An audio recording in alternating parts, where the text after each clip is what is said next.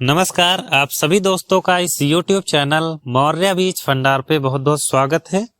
दोस्तों, जैसा कि आप देख रहे हो कि पिछले मैं कई दिनों से खरबूजे के ऊपर वीडियो बना रहा हूं, जिसमें हम खरबूजे में लगभग सभी प्रकार से संबंधित जो जानकारियां हैं, चाहे वो सड़न गलन, फंगस, कोई भी प्रकार की जानकारी हो, मैं इस चैनल पर धीरे धीरे करके डालता रहता हूँ। आज इस वीडियो में मैं दोस्तों खरबूजे में एक नई डिसीज के बारे में बात करूंगा। नई नहीं है, पिछले 2-3 सालों से हमें ये मार्केट में दिखाई दे रही है। जो बीमारी है, बीमारी ये है कि किसानों का पौधा जो है वो हरा भरा जमाव लेता है, विकास करता है और विकास करने के बाद पौधा मिट्टी के ऊपर से पतला हो जाता है और पतला होकर के टूट जाता है। वहां पर हल्का सा गम निकलता है, तो कुछ किसान भाई उसे गमी स्टेम ब्लाइट यानी गमोसिस भी कहते हैं। तो कहीं ना कहीं ये सही भी है। और आज इस वीडियो में हम बात करेंगे कि इसका कारण क्या है और इसका निवारण क्या है।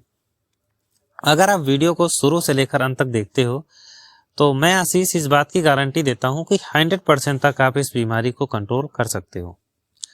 दोस्तों, इसकी जो समस्या है वो कहीं ना कहीं मिट्टी के पीएच बढ़ने से है, जमीन से ही, क्योंकि ये जो डिसीज है ना, है सॉइल बार्न डिसीज है, मिट्टी से ही जन्म लेती है।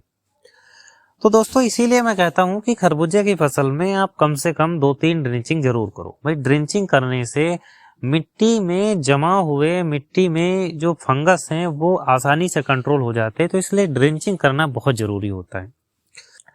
देखिए क्या होता है कि हम मिट्टी में तरह तरह के फंजीसाइड, तरह तरह के केमिकल और तरह तरह के दोस्तों हर्बिसाइड जो है वो डालते रहते हैं।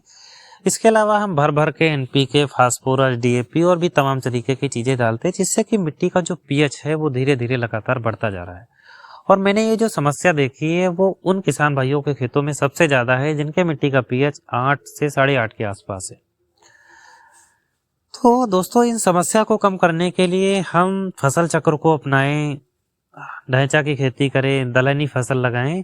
दोस्तों, इस तरीके से मिट्टी में हम गोबर की मात्रा दें, कार्बन की मात्रा बढ़ाएं। कार्बन रेशियो नाइट्रोजन अगर बेस्ट रहेगा तो मिट्टी में जो बैक्टीरिया हैं, लाभदायक बैक्टीरिया हैं, वो भी जीवित रहेंगे, जिससे मिट्टी का पीएच बेस्ट रहेगा, मिट्टी स्वस्थ रहेगी। तो इस प्रकार की संबंधित समस्याएं जो है वो कम रहेंगी।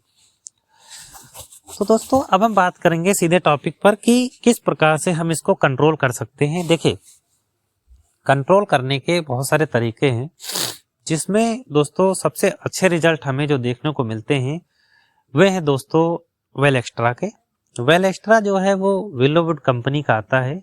इसके अंदर हमें वेलिडामाइसिन और हेक्साकोनाजोल का लिक्विड कॉम्बिनेशन देखने को मिलता है, और इसका डोज हमें 2 ml प्रति लीटर के हिसाब से लेना है। और इसके साथ दोस्तों हमें मिक्स करना है कॉपर ऑक्सीक्लोराइड। कॉपर ऑक्सीक्लोराइड हमें 2 ग्राम प्रति लीटर के हिसाब से मिक्स करना है, और दोस्तों इसकी ड्रेंचिंग कर देना है। प्रति पौधे कम से कम हम 50 से लेकर के 100 ml पानी का इस्तेमाल करें। दोस्तों, एक बेहतर रिस्पांस हमें देखने को मिलेंगे। अगर हम आज इसकी ड्रेंचिंग करते हैं तो 7 से 8 दिन बाद अगर बीमारी बहुत ज़्यादा कंट्रोल नहीं हुई तो हम एक रिपीटेड ड्रेंचिंग कर देते हैं। तो हम इसके 2 ड्रेंचिंग करेंगे, आसानी से कंट्रोल हो जाएगा। एक दूसरा कॉम्बिनेशन भी आपको बता देते हैं, क्योंकि बहुत सारे स्थानों पर वेल एक्स्ट्रा नहीं मिल पाता है। तो दोस्तों, इसके लिए आपको लेना है कोनिका फंजीसाइड, और कोनिका के अंदर आपको कॉपर ऑक्सीक्लोराइड 50% WP और कासुगामाइसिन का एक पाउडर फॉर्मुलेशन देखने को मिलता है। इसका डोज हमें 2 ग्राम प्रति लीटर के हिसाब से लेना है, और इसके साथ हमें मिक्स करना है हेक्साकोनाजोल। हेक्साकोनाजोल दोस्तों हमें 2 ml प्रति लीटर के हिसाब से लेना है, और इन दोनों की दोस्तों हमें ड्रेंचिंग करना है। ये जो मैंने आपको दवा बताई है बहुत ही अच्छी दवा है, बहुत ही बेस्ट दवा है। जिन किसान भाइयों के खेत में बहुत ही ज्यादा मात्रा में है तो वो मैंने जो दवा बताई है उसकी ड्रेंचिंग करें, और ड्रेंचिंग के साथ एक लेप भी बना ले। लेप में आपको लेना है, अगर हम 1 लीटर लेप की बात करें तो उसमें आपको लेना है 50 ग्राम इट्विन फंजीसाइड और उसमें 50 ग्राम कोनिका।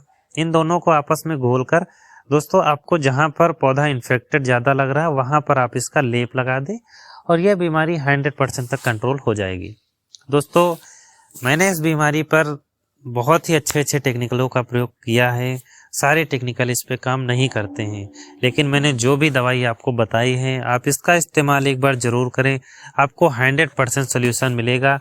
लेकिन दोस्तों, आप इस चीज का ध्यान जरूर रखें कि खेत जुताई के समय आप मिट्टी में माइकोराइजा जरूर दें, ह्यूमिक एसिड जरूर दें, और ड्रिंचिंग करना अब ना भूले, खरबूजे में कम से कम अब 3 ड्रिंचिंग करें। मैंने ड्रिंचिंग से संबंधित जो वीडियोज हैं वो मैंने आपको बना दिया है, जिसमें आपको पहली ड्रिंचिंग एक हल्की फंजीसाइड से लेना है। दूसरी ड्रेंचिंग में दोस्तों आप एक थोड़ा हैवी फंजीसाइड और माइक्रोन्यूट्रिएंट और ह्यूमिक एसिड पे जा सकते हो, और तीसरी ड्रेंचिंग में आप वेलम प्राइम पे जा सकते हो, जो कि दोस्तों एक फंजीसाइड के साथ साथ एक निमेटीसाइड के रूप में काम करता है। तो अगर आप 3 ड्रेंचिंग करते हो तो इससे संबंधित समस्याएं जो है वो मिट्टी में आती ही नहीं है। इसके अलावा आप खेत जुताई के समय जब आप फसल को बोते हो तो उसमें ट्राइकोडर्मा और सूडोमोनास को गोबर की खाद में मिलाकर दे देते हो, तो ये समस्याएं जो है वो कम देखने को मिलती हैं।